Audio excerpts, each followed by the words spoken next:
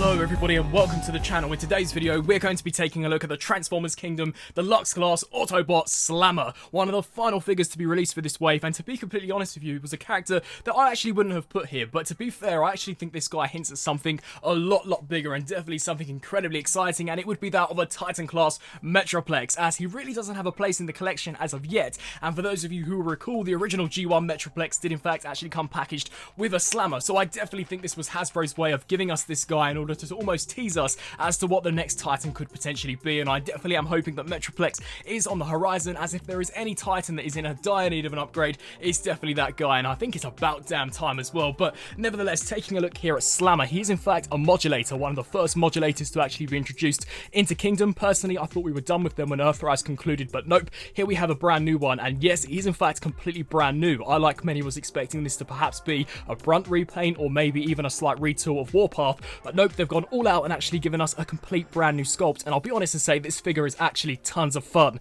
Now, for those of you who don't like the modulators in general, then you're definitely not going to like this guy. He works in the exact same way. You have to break him apart into all of these different individual components to actually form the tank mode, but I actually think he's one of the most articulated and definitely one of the most enjoyable figures that I at least have picked up in quite some time. Now, as we take a look here at the actual design, it's definitely incredibly different when in comparison to some of the other tank Transformers that we've gotten out there, but I think it's a really cool design. As we take a closer look here at the head sculpt, you can see a little generic in terms of design, and really is the only area that I wish maybe they could have slightly improved upon, but definitely still not too bad. You can see how this has been cast out of white plastic. You will see some white plastic throughout this guy, such as here for the head, the arms, as well as here for this lower region, but other than that, you can see super nice looking sculpt as well as paintwork. We've got a super awesome blue visor as well as some excellent metallic silver, and you can see as we turn our attention here to the torso region, this is just loaded with sculpt detailing. Honestly, it looks super impressive. I love the Autobot insignia, I love the sculpt work of the headlights that we've got going on here. The shoulders too have also been sculpted super nicely, and you can see some nice black highlights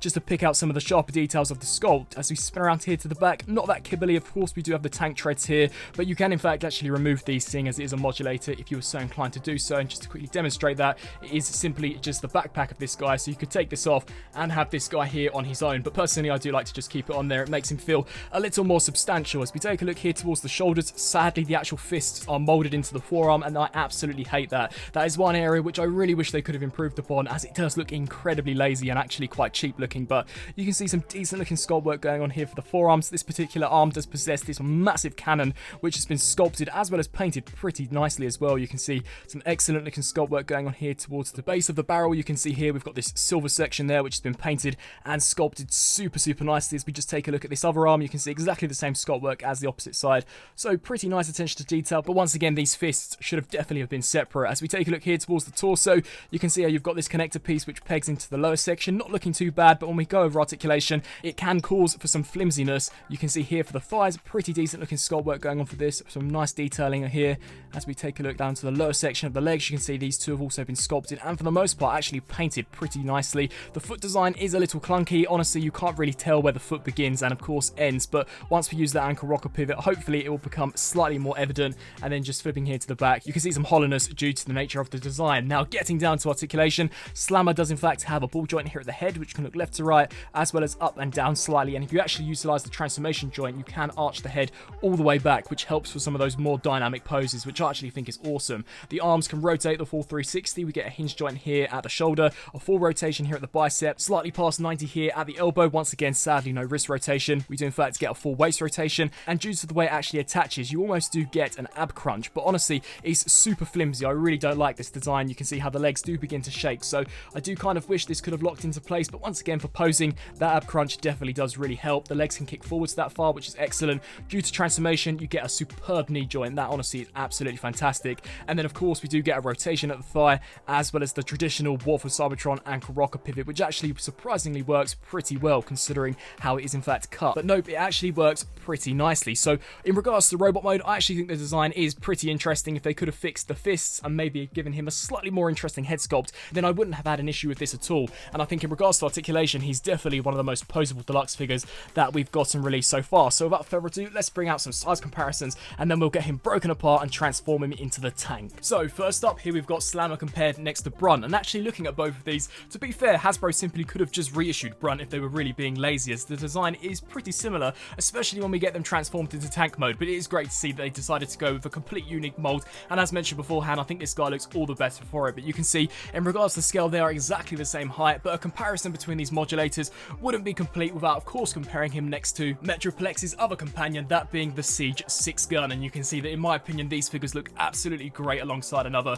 Very similar scale, considering they are both deluxes, and they transform in the exact same way, of course, by breaking up into so many different individual components. So really and truly, you could probably create an almost hybrid robot between the both of them if you're really so inclined to do so. But we've got 6 gun, we've got Slammer. All we need now is, of course, an updated version of Metroplex, and honestly, the team will look so awesome. So getting down to transformation, of course, considering this guy's a modulator, you could probably transform him into a multitude of things, including the tower that you can attach to Metroplex. However, for this review, I'll merely just be showing you how you can convert him from robot into tank mode, and of course, you guys can come up with all of those wacky combinations where you can add all of these different components onto Autobots in order to really armor them up. But to begin with, you're just going to want to take these shoulders here, detach them, take the bicep here, and detach this section. We can then come to the cannon and just remove this. You'll then want to take the shoulders, and you can see various tabs and slots that you'll just want to connect just like so, and set this here off to the side. We can then turn our attention to the back and just detach the treads, detach the torso, take the head here, rotate this so that the front is now facing the back, just collapse that in, and then take this joint here and collapse this in. You'll then want to separate the legs here, just take these panels, fold the thighs into the shins, and then take this here and just snap that into place, and of course repeat the same process. We can then take this particular region. You're going to want to detach this component, as this does actually form the barrel of the tank, and then we can bring back in the shoulders and just port them in the grey side down, as you are actually going to want to utilize these to articulate the main turret. So just snap them there into place. We can then bring back in our legs. You can see the tab and slot there, so just snap that into place, ensuring that these here are hinged up. So just peg that in there. And of course, repeat the same process, snap that there into place. We can then take this section and connect this, spin our attention to the underside, take this panel and just shoot this here inside until that clips into place there. Come to the top of the figure now, and this is where you'll want to form this section. Now, sadly, these two halves don't actually peg together, and that is actually a critique I had. It would have cost them nothing to have actually added a tab and slot here just to solidify this connection, as when you actually want to articulate this, it can definitely become incredibly finicky, but we'll touch base more with that in just a second. So just slide these sections here onto those black pegs, angle this here down.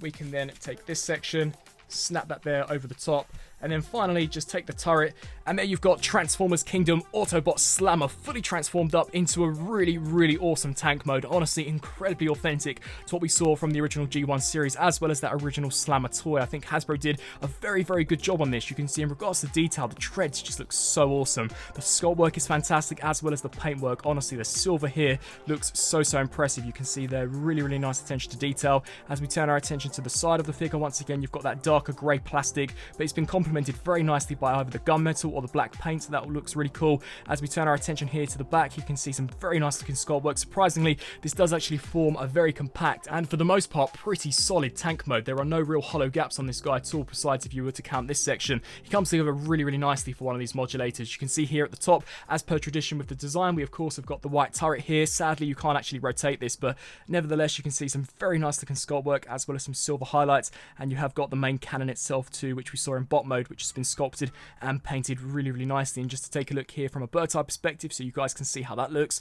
Very impressive. We do in fact get two caster wheels here at the front, as well as this one which does roll. Sadly, this is very stiff, so on my copy at least, it doesn't really roll freely along the ground. And in regards to the actual turret, this is where I have some problems. So at least on my copy, this piece here is incredibly loose, so 9 times out of 10 you can see how it will just dislodge and sadly will detach. I really wish that there was a locking mechanism here to just solidify these two halves so that they didn't want to continuously just detach. Of course, if you were leaving this static flush along the actual tank bed, then you wouldn't have a problem with that at all, but if you actually wish to articulate it, this is definitely going to become detached and could actually become rather frustrating to pose around. But other than that, I think it's a really nice looking tank mode. Surprisingly, the actual cannon itself isn't blast effect compatible. The port is just a little too big and cannot hold any effects at all, which is definitely a missed opportunity considering 9 times out of 10 this entire line has been able to holster some of those effects. But nevertheless, definitely a very solid looking tank mode. Here you've got Slammer compared next to the War for Cybertron Brunt, and you can see that once again very similar in terms of design. I'm very surprised that they did in fact actually just decide to go all out and give this guy a brand new mold, but